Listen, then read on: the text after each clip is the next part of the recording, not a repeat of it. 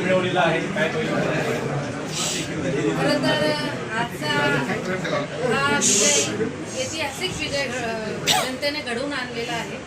त्यामुळे मी पहिले प्रथमतः या जनतेचा, या मायबाप जनतेचा मनापासून आभार मानते आणि धन्यवाद देते। खरं तर हा आजचा विजय हा विकासाचा विजय आहे।